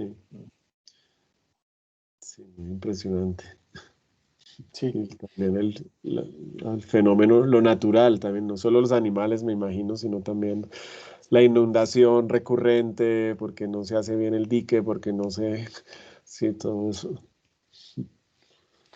sí, eso ahí al comienzo cuando empezamos a ver la imagen de la exposición, eso de Tierra de por Medio fue una exposición que se curó el grupo de curaduría y del Banco de la República, con 6 Sí, obras de la colección relacionadas con el conflicto por la tierra, se llamaba Tierra de por Medio.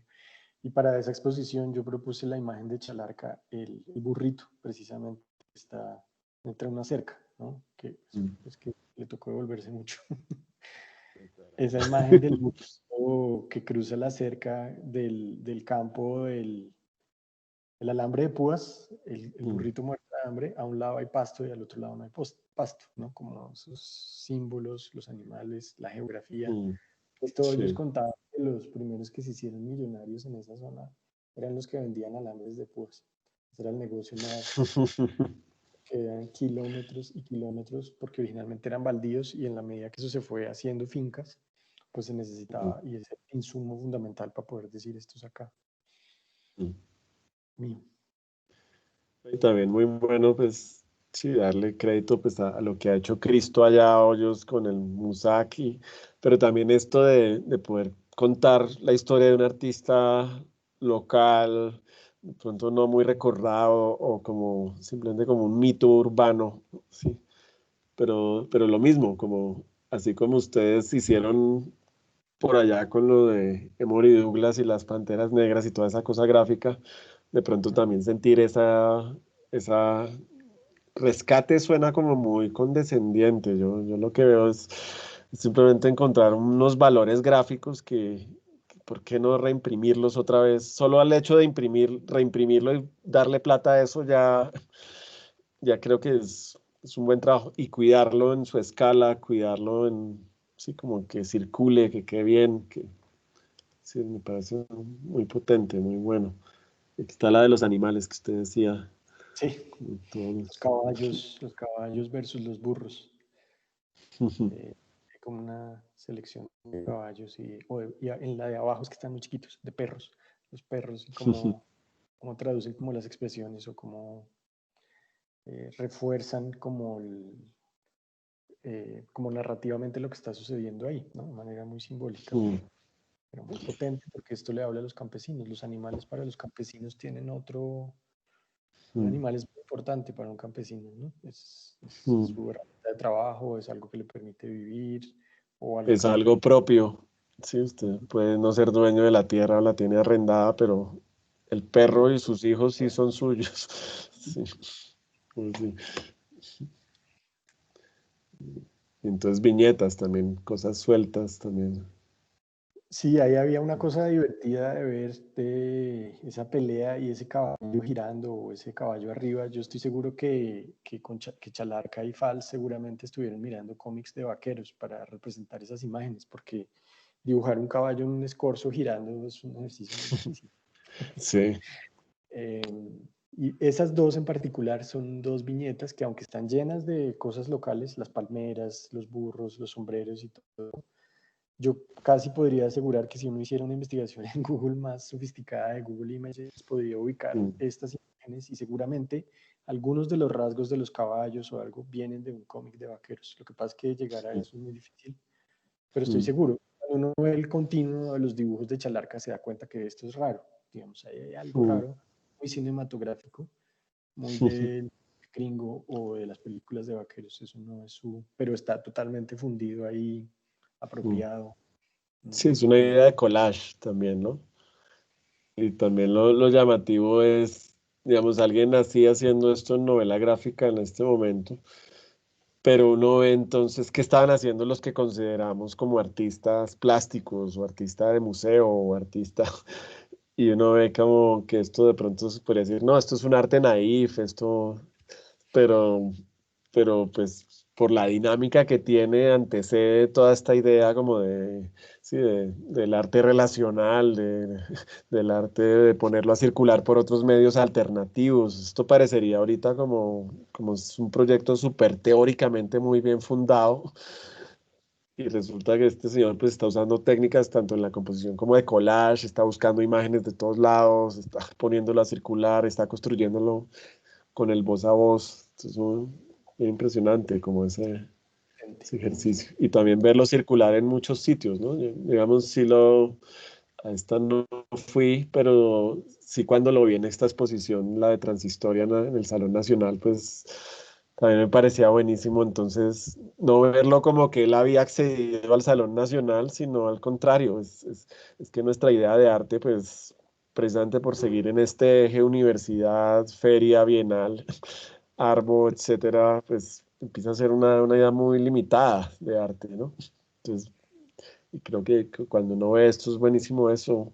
Ojalá esto también pues pudiera circular como en estos mismos lados para contarlo de esa manera, ¿no? Que me acuerdo que alguna vez hablaba con alguien que organizaba estos salones y decía que a veces lo difícil es que se veía como que entrar al Salón Nacional era un reconocimiento del centro, sí, pero, Sí. pero a mí me gusta esto es precisamente como material de colegio, como material de universidad, como material de ponerlo a circular para que mostrar, mire, este señor lo hizo así, ¿cómo lo haría usted? Sí, sí, como para, que es donde creo que está lo vital de la cosa. Mm. Sí. Sí, Sí, es no sé. increíble y pues eso de alguna manera que ya está por todos lados, pues estuvo en internet, estuvo en esa página tan robusta del Salón Nacional. Se empiezan a crear como unas construcciones históricas donde eso se valora, pero Mm, sí, lo importante es que circule, pues no, más allá mm. de quién descubrió o tan bonito, es como que realmente eso es muy poderoso y muy contemporáneo, son prácticas casi artísticas muy contemporáneas, ¿no? De Mm, mezclas de claro. saberes, cuitos, de... Y entonces aquí ya, ¿quién era? Solo para salir de la duda. Ah, es que esto es algo que es muy potente también. Y este es un vallenatero que hizo vallenato protesta en la misma época. Y cuando los campesinos iban a tomarse tierras, entonces cantaban estos vallenatos. O el vallenatero, hay fotos de él con su acordeón acompañando a los campesinos a hacer las tomas de tierras. Se llama Máximo Jiménez. Está vivo todavía. Buenísimo.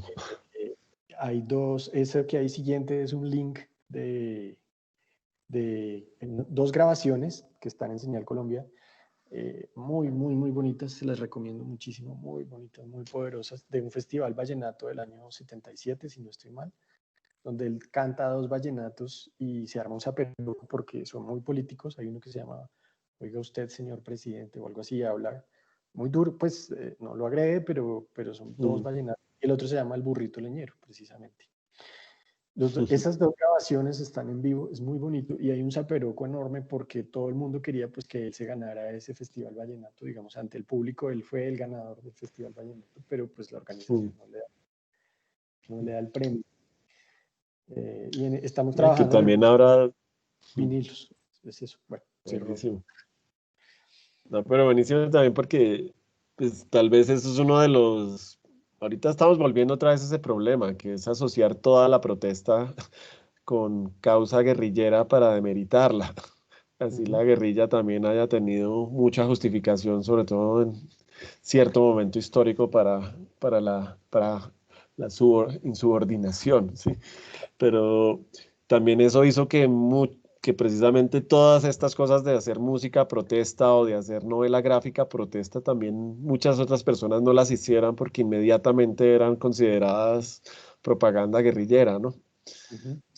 Y es una estrategia pues muy útil. Digamos, justo hoy en uno de los artículos que viralizaba la revista Semana, viralizaban la minga indígena diciendo, revista Semana salía diciendo que seguro estaba infiltrada por el ELN y a través de su recorrido iba a traer tal vez muchas infiltraciones guerrilleras, pero es impresionante cómo lo que hace eso es que no veamos a los movimientos sociales en su voz, ¿sí? Siempre lo estamos leyendo a través del miedo que nos causan. Entonces también lo bueno de estos proyectos es eso, ¿no? Poderlos leer desde su voz y sin mucha intervención, que también es otra cosa que me parece bueno del acto de ustedes, es casi como un ready-made. ¿Sí? Lo cuidaron, le hicieron la caja, lo buscaron, yo sé que ustedes son neuróticos para la escaneada, que sí quede bien escaneado, que esté a buena resolución, que no salga un solo píxel, ¿sí? Porque esto no es un dibujo de píxel, pero también para que se sienta limpio, ¿no? Para que no se sienta como en la voz más cercana, como lo dijo la persona. Y eso también me parece importante porque precisamente todos estos movimientos después solo los podemos leer a través de la voz del otro. Y usualmente ese otro es el Estado que quiere reprimirlos o es una derecha fascista, ¿sí? Pero no, o el miedo pequeño burgués que uno tiene, ¿sí? Como que uno dice, no, yo que me voy a ir allá hacer movimiento de base y novela gráfica con estas personas, seguro me va a salir un guerrillero allá y después, qué susto. Mm. Mientras que esto lo que hace es mostrar que no son puros miedos a veces infundados, ¿sí? Y quedan esta figura como Chalarcá o este otro ocultos porque precisamente no les dieron no le dan el premio al Festival Vallenato porque si no los políticos de la zona pues se van a poner putísimos. Muy bueno. Entonces Y aquí ya estás. está la dirección y bueno, luego ahí estaba como la tumba de Chalarca en Montería, que esa fue la última diapositiva. La Bueno, anterior. sí, yo había puesto este de todito acá, pero que pensaba que íbamos a hablar más rápido de lo otro, pero todo esto está ahí en Facebook, es solo poner el nombre de él y ahí sale la página como con estas fotos, pero también es bonito ver precisamente lo que usted pone, porque también a veces como artistas graduados de universidad, pues pensamos que estos artistas no, la manera de relacionarse con las imágenes o es muy cándida o, o es poco elaborada, ¿sí? Pero es muy bueno ver esto, ¿sí? Ver toda la iconografía que tiene ahí la Mona Lisa, pero esta Mona Lisa así, al lado ver este señor con esta lámpara, ¿sí? O ver esta especie de abstracción puesta aquí al lado de este otro retrato en una exposición. Al parecer allá, esta exposición está allá como en Sí, Sucre o... Sí, sí, yo no me acuerdo ahorita muy bien la ciudad, sí, no me acuerdo, la pero tenía por por el... ahí. Si es en Barranquilla o es en Montería, no me acuerdo ahorita. Sí, pero por el atuendo sí se siente allá y buenísima la mezcla. Los paneles, todo muy increíble. Uy, salió la calculadora.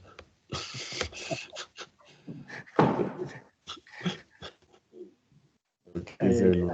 Son dos Ya, pinturas de Chalarca, las otras no son de él, abstracta, ¿no? Tres pinturas de sí, Chalarca, las que veíamos ahí. sí. Sí, esas tres son pinturas de él. Sí, pero es buenísimo ver todos los universos, sea o no sea de él, ver Mm. todo el universo de imagen que está recorriendo estos lugares, ¿no?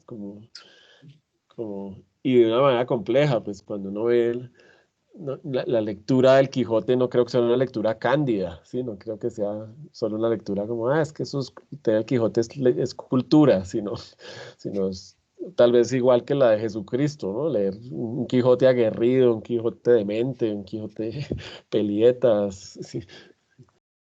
Bueno, bonito.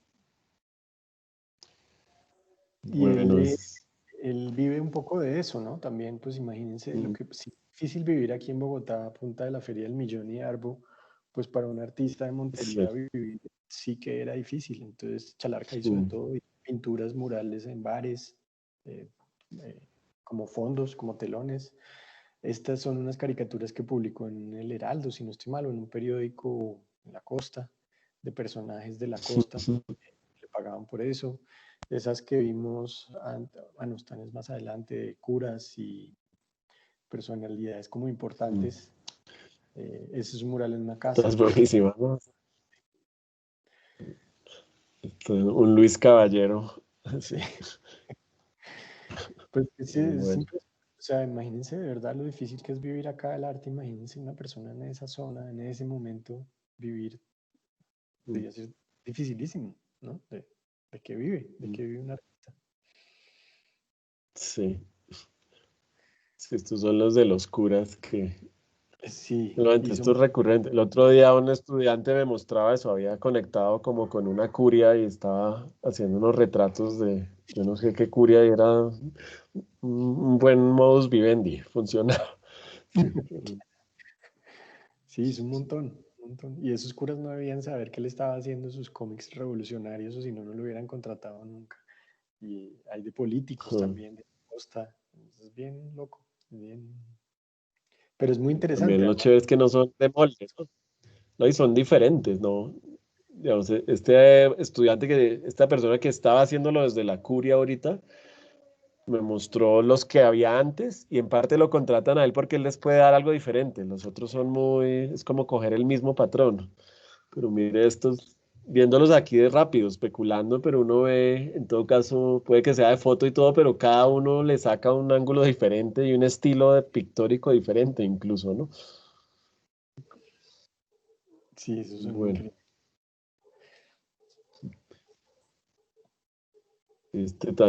esta me pareció bonita, ¿no? Porque es bien, bien joven. Sí, Una chiquitico. foto ahí colorizada. y el hermano. Y él pues obviamente aprendió con ellos, ¿no? No tuvo estudios de arte en ninguna clase, aprendió haciendo con su papá. Bueno, pero tenía su técnica, mira, ahí está con la regla para no tocar el lienzo y poder pintar. Está pintando el cura. Amigos, me imagino. Creo que ese es el papá, si no estoy mal. Sí, el papá tal vez. Y este es el hermano.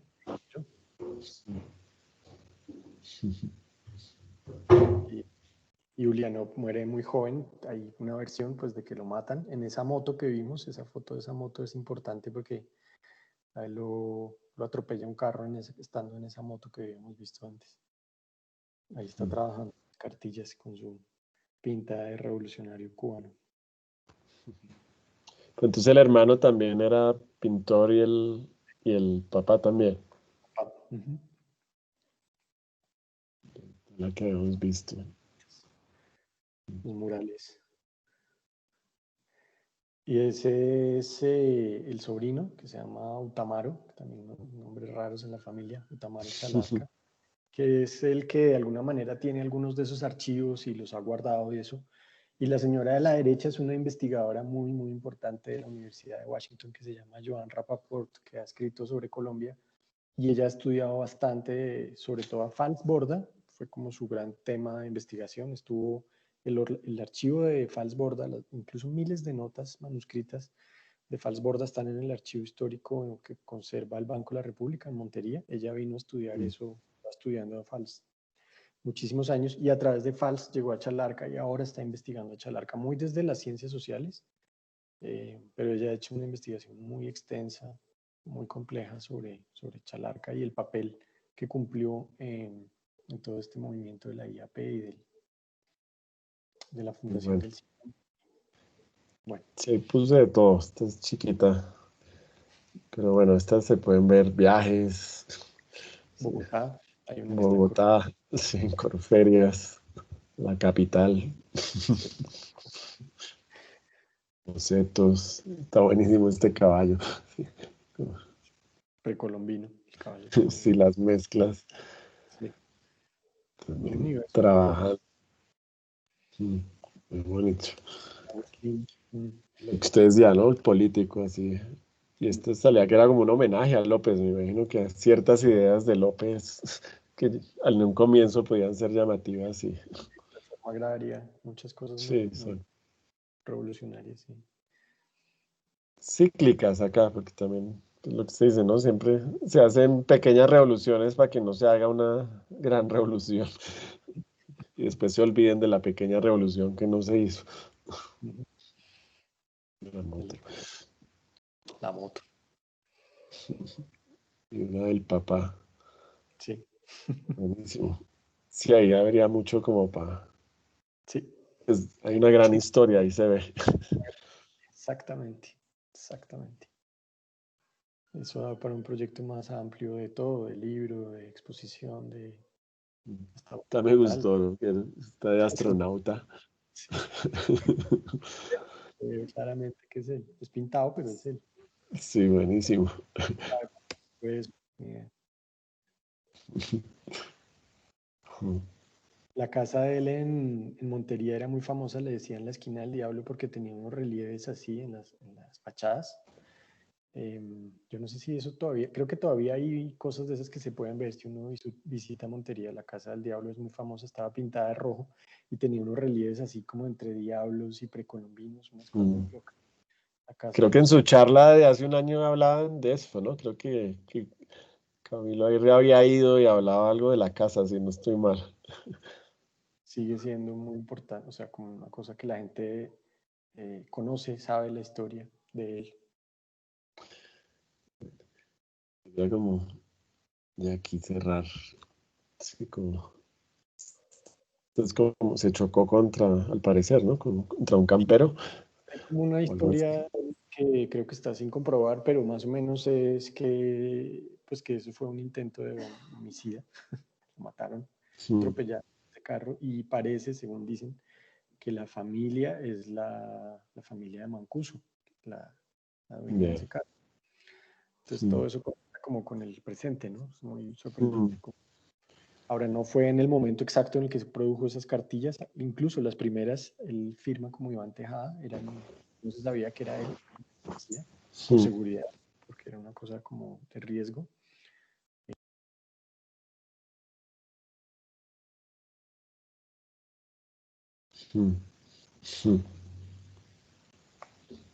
Creo que se le apagó el micrófono, Juan Pablo. No sé. ¿Sí? ¿Ahora sí?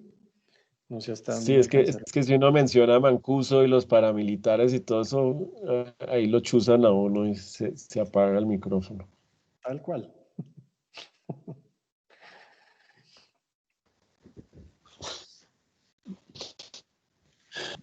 Muy bueno. Bueno. Bueno, creo que entonces, pues, ¿y esto dónde se consigue? Porque No, ya está agotada. Pues estaba en las librerías así como independientes y eso, pero se imprimieron pocas, pues una edición relativamente pequeña y se agotó muy rápido. Se va a reeditar otra vez.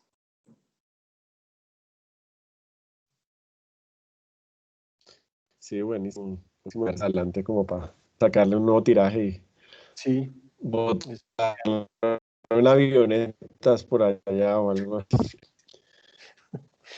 Bueno, Juan Pablo, no quiero abusar de usted, ha sido muy generoso y no, creo chévere. que hemos recorrido muy amplio, pero muy bueno. Entendí una cantidad de cosas y buenísimas todas las relaciones de gráfica, arte, etcétera, y todos estos proyectos. Y se nos quedaron otros también sin hablar que de pronto otra vez hablaremos cuando dicte una de taller de diseño gráfico o algo así, que Puede por ser. ahí también hay unos muy buenos. Bueno, chévere. Bueno, no sé si nuestros compañeros tengan alguna pregunta por acá para Juan Pablo. En tu caso, ellos tienen que escribir algo, Juan Pablo. Entonces, ahí después le mandaré como lo que escribe cada uno Claro, sobre claro. Incluso la si charla. hay pues, o preguntas o algo, las podemos elaborar después. O si alguien quiere preguntar algo Bien. de una, y no, también como a Ténganlo ahí través de que se mí. man vive ocupadísimo y ya después se va ahí a encapsular, se va ahí a darle al computador, Ahí para editar. a editar. Bueno. Bueno, Bueno, Juan Pablo. Entonces, después montaremos la charla ahí en alguna chévere. red. Le pondré una cortinilla o algo, y de pronto en dos partes y Sí, en formato podcast también. Y si el curso va a tener una página de internet, entonces ahí montaremos esto y también monto el PDF, porque la idea es bueno. que hay la cosa circulando. Pero muchas gracias, Juan Pablo. Muy bueno. No, por la invitación y pues no les pude ver las caras, pero me parece chévere que hayan estado. Bueno, bueno, listo. Gracias, Juan Pablo. Vale, chao. Chao.